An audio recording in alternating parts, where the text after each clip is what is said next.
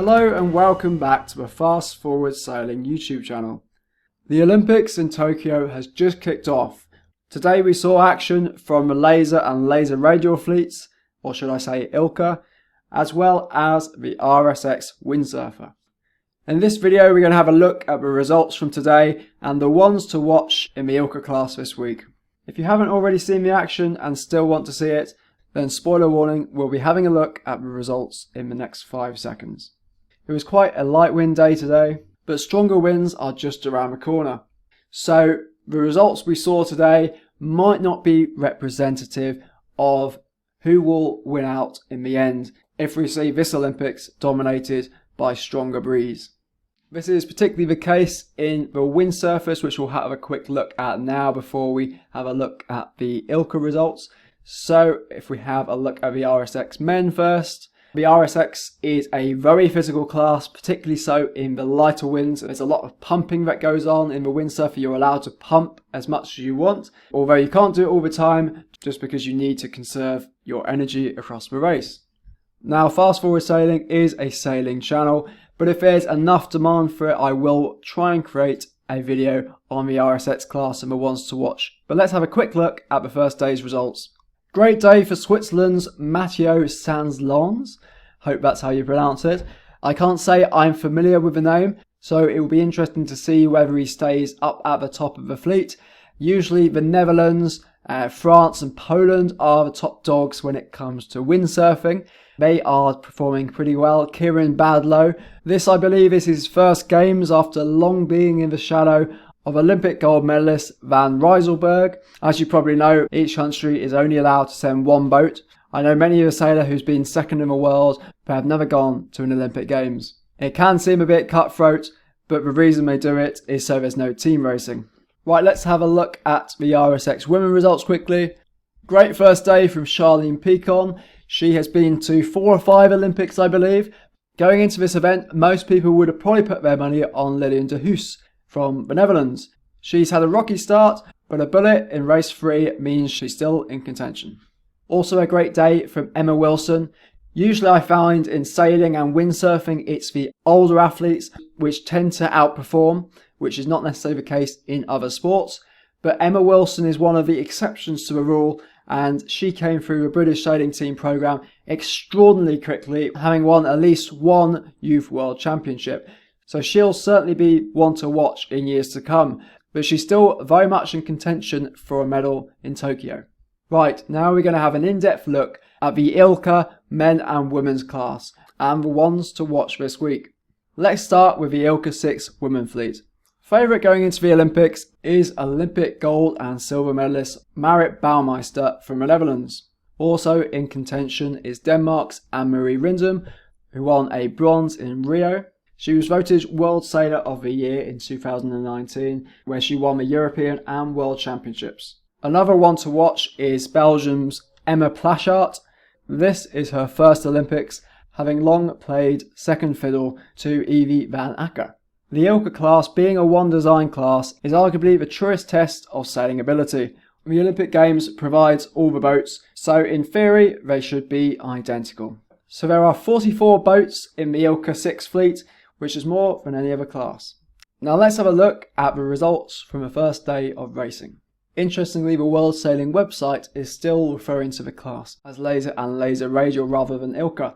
I wonder if that's a simple slip-up on their part, or whether there is an agreement that they could maintain the laser name for the Olympics. If anyone has any insight on that, let us know in the comments below. Right, let's have a look at the results. 2 races on day 1. It's a bit of a surprise with German Svenja Wager, hopefully that's how you pronounce it, coming out on top. In second, we have a familiar name in Denmark's Marit Rindom. She had an average day today by her standards. At this stage of the regatta, you're really just looking for what we call counters, so probably any result in the top 10, which if you keep that up consistently will give you a good chance at a medal at the end of the week.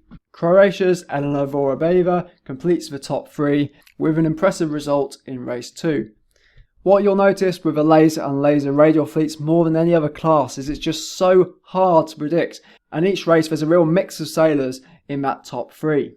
I expect that's partially down to it being one design, but also the ILCA is the most popular class of dinghy in the world and arguably boasts the top sailors. Some sailors who can't make it in the laser transfer to other boats.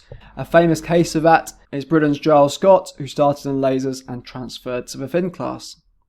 Finland's Tuula Tenkenen is another familiar name that we're used to seeing at the top of the fleet. But the biggest surprise today was that many of the favourites failed to perform, none more so than the Netherlands' Marit Bouwmeester, who had a shocking first race and not a great race too. Here are the final results from the 2016 Olympics, where we see Bouwmeester won the gold medal, followed by Ireland's Annalise Murphy.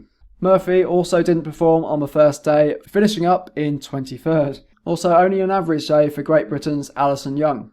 Alison Young's often quite inconsistent, but she does tend to favour the strong breezes that we may be seeing later on in the week, as does Ireland's Annalise Murphy. Both being quite tall, that gives them the extra leverage, which gives them an advantage in those stronger conditions. So take these first day results with a pinch of salt, especially in the laser fleet where the boats are so tight. I wouldn't be surprised to see some of the stronger wind specialists significantly improving on their day one place. Going back to Annalise Murphy, she's had a very interesting and varied sailing career. After 2016, she tried the 49er FX, but found it wasn't for her. And she's also competed in a Volvo Ocean race. She is one of the older sailors in the fleet, but in sailing, often being a bit older isn't actually a disadvantage, with some of the favourites for this week being some of the older sailors.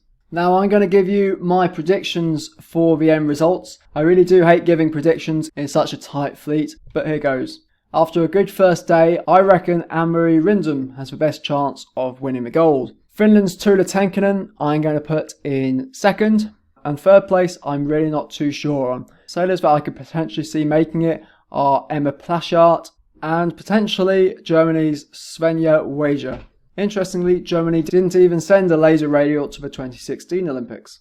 Right, this video is getting a bit long, so I'm going to cut it short after looking at the laser men's results. And I'll go over the runners and riders and my predictions for the laser men's class in the next video, so make sure to subscribe so you don't miss that. Let's have a quick look at the results from today. Great day from experienced French sailor Jean-Baptiste Bernard. Finland's Carl Tapper doing well too. And we have Olympic silver medalist second behind Tom Slingsby in 2012. That's Cyprus's Pavlos Kondidis. Brit Elliot Hansen in his first time Olympics is also looking good. But only one race today and light winds, so these results may not be an accurate reflection of the end results. So I'm going to leave the video there. Let me know your predictions for the laser/ILCA fleets. Who do you think is going to be in those medal positions at the end of the week? Let me know in the comments below. So leave the video a thumbs up if you like this kind of video and I'll make more of them. If you want to watch the Olympic action, you may be able to do so on your national broadcaster. But to get all the races, you may have to subscribe to a subscription service. I believe Discovery Plus or Eurosport is the one with all the action. So I've just signed up for that today. I think it was around £6 sterling. Just make sure you set a reminder to cancel it in a month's time. And if you're not into paying for these streaming services, then I'll try and make this channel the next best thing. So subscribe and turn on all notifications so you don't miss the next video.